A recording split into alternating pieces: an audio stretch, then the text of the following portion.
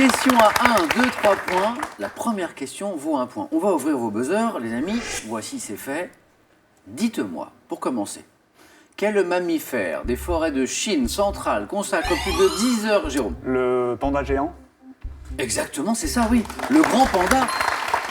Plus de 10 heures par jour à se nourrir de pousses de bambou. La vie parfaite. 10 heures par jour à manger. Pas très digeste, je crois. Hein. Oui, c'est pour ça qu'ils prennent autant de temps. 1 point pour Jérôme, qui ouvre bien cette partie. Pour 2 points maintenant, quelle ville des Pays-Bas, située sur Liegesel, est célèbre pour son fromage de lait de vache? Edam. Non. À croûte naturelle, Jean-Marc? L'Erdam? Non. Paraffiné. On va peut-être trouver ce fromage des Pays-Bas, Claire? La mimolette? Non plus. Sébastien, une idée. N'importe quel fromage du coin par là. Pop, pop, pop. Non, vous voyez pas? Pas d'idée. Le gouda, peut-être. Le gouda. Voilà, Jérôme. oui. Le gouda. Gouda. On n'était pas très loin, hein. Je vous propose maintenant, attention, la première question à 3 points de ce soir. Dans le récit historique Gangs of New York, quel acteur incarne le... Jérôme? Daniel Day-Lewis. Oh oui, c'est beau. Il y a eu une petite prise de risque. Oui, mais je me suis mis pour 3 points, ça m'étonnerait que ce soit DiCaprio. Ah, oh, finement analysé. Oui, quel acteur incarne le cruel Bill, le boucher, chef des natifs américains? C'était bien Daniel Day-Lewis. Les 3 points vont à Jérôme. Pour 1 point, dans le titre d'une chanson de l'album Vendeur de larmes, quel verbe Daniel... Jean-Marc? Daniel Balavoine. Non, la question c'est quel verbe Daniel Balavoine associe-t-il à Sébastien? Aimer? À vivre. Jérôme? Survivre. Vivre ou survivre. Et on écoute un extrait d'ailleurs. Et pourtant je vis pour survivre sans poème, sans blesser tous ceux que j'aime, être heureux, malheureux, vivre seul au même adresse. La magnifique chanson de Balavoine. Jean-Marc, je vous sais passionné de musique. Eh oui, Ce qui a expliqué ce... moi je suis parti sur Balavoine. Voilà. Eh ouais. Et vous l'aviez effectivement, mais nous cherchions ce verbe survivre. Quelle vaste famille de plantes comptant le blé et l'alpha, Jérôme? Les graminées. Oh oui, c'est beau ça, les graminées.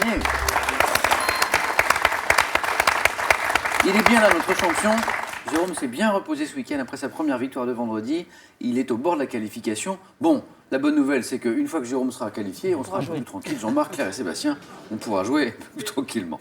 Quel roman de William Faulkner, publié en 1920? Jérôme? Le bruit et la fureur.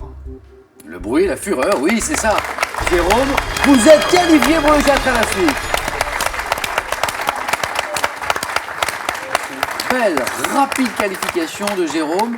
Je reviens à mes questions, publiées en 1929, donc porte un titre faisant référence, mais Jérôme n'a pas eu besoin de tous ces indices, à un vers de la pierre de Shakespeare, Macbeth, le bruit et la fureur, The Sound and the Fury. On va pouvoir... C'est entre nous. Mais on retrouvera Jérôme tout à l'heure au 4 à la suite, bien sûr. Ah, mais je ne l'avais pas vu. Ah oui, en fait, personne n'a trouvé de réponse à part Jérôme. Ah bah c'est bien, ah bah c'est bien, c'est bien, c'est bien. Eh, mais on repart à zéro. Voilà, on On y va. Chaque bonne réponse vous rapporte 2 points.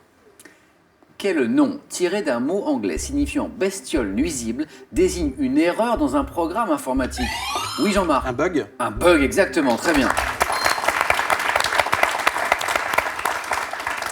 2 points pour Jean-Marc, et dites-moi maintenant, en 1984, quel archevêque anglican sud-africain célèbre pour ça, Jean-Marc? Desmond Tutu. Desmond Tutu, oui. Célèbre pour sa lutte contre l'apartheid, reçoit le prix Nobel de la paix Desmond Tutu, exactement. Et maintenant, Sébastien, Claire, Jean-Marc, regardez ceci. Et dites-moi, quel est cet État des Antilles comprenant plus de 700 îles qui abrite Nassau, sa capitale, dans l'île Claire? Les Barbades? Non, dans l'île de New Providence, État des Antilles qui abrite Nassau, sa capitale. Oui, Jean-Marc? Les îles Caïmans? Non plus, Sébastien, une idée? La Barbade? Non plus, je me tourne vers Jérôme. J'aurais dit les Bahamas. Les Bahamas, oui, bravo. Il est énervant, hein, parce que il n'a plus besoin de points, mais il trouve toujours les bonnes réponses. Dites-moi maintenant, en France, lors des fêtes et des parades aussi, quelle jeune fille maniant une canne de... Sébastien? Une majorette. Jolie, majorette. Maniant une canne de tambour-major défile en uniforme militaire de fantaisie. On en voit moins les majorettes. Et c'est dommage. Claire, vous avez été majorette? Oh non. C'est une question étrange, mais non, vous auriez pu. À une époque, on voyait dans toutes les fêtes de village des majorettes.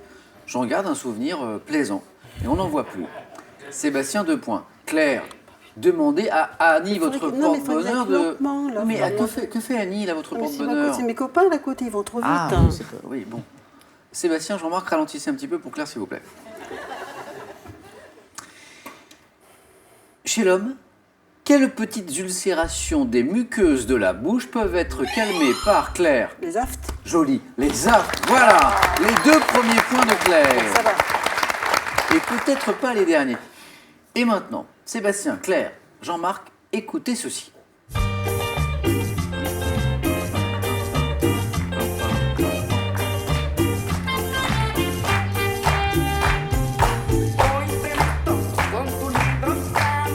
Alors,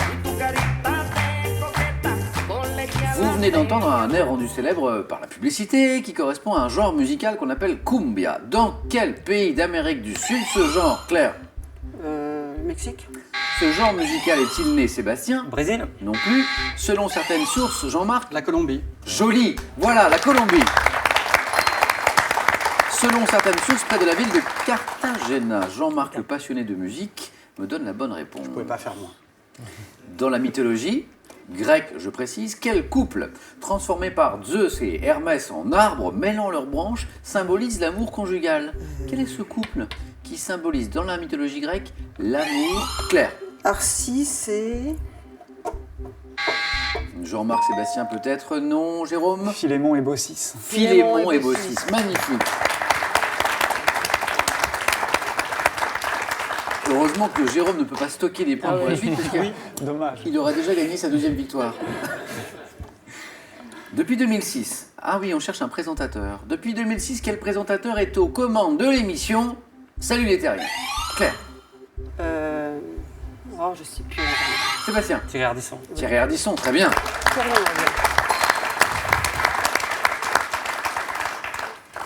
Quel singe, vivant dans les forêts de l'île de Bornéo, a un nez si gros qu'il doit le soulever? Claire? Le nazique. Le nasique, oui. Un nez si gros qu'il doit le soulever pour manger. Ce qui n'est pas très pratique. Convenons-en. Claire, joli. Un petit point sur les scores d'ailleurs. Jean-Marc, 6 points. Juste derrière, Claire et Sébastien, 4 points. Tout le monde est encore dans la course. Je cherche un écrivain, enfin vous cherchez surtout, un écrivain britannique, à qui on doit la machine à explorer le temps. Sébastien? Wells. Wells, excellent. En 1895, et la célèbre guerre des mondes également, 3 ans plus tard. Sébastien se rapproche doucement d'un éventuel 4 à la suite et dites-moi maintenant quel estuaire, marquant la limite sud-ouest du département de Charente-Maritime, est considéré comme le plus... Claire?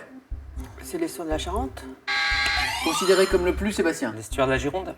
L'estuaire de la Gironde, voilà, c'est ça. Comme le plus grand d'Europe. Et effectivement, confirmation, Sébastien est au bord du 4 à la suite. Dites-moi maintenant, quelle cathédrale du sud de l'Angleterre, dans le Kent, mélangeant... Sébastien? Canterbury. Oui! Sébastien, vous êtes qualifié pour le 4 à la suite.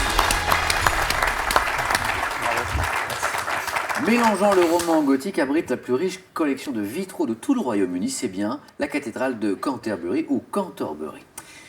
Il me reste une place. Chaque bonne réponse vous rapporte 3 points. Attention Claire, Jean-Marc n'a plus qu'à une bonne réponse avec ses 6 points de la qualification. Pour les gourmands, quel dessert consiste en une poire cuite servie avec Jean-Marc? La poire belle Hélène. Si c'est une bonne réponse, vous êtes qualifié.